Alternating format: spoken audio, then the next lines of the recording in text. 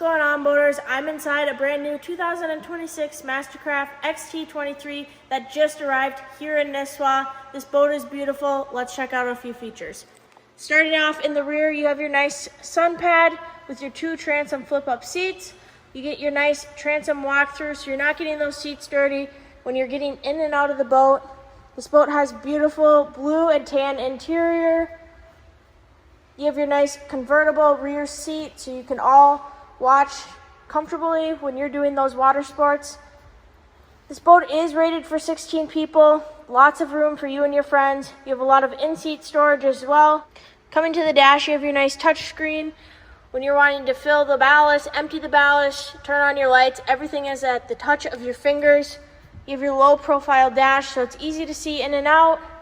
Coming to the front, you have a nice big bow area. Super comfortable. You have your in-seat cup holders, and you also have your front bow anchor storage in there. If you want to see more on this MasterCraft XT23, come visit us at MarineMax in Nisswa or visit it on our website at marinemax.com. Let's get you on the water this summer.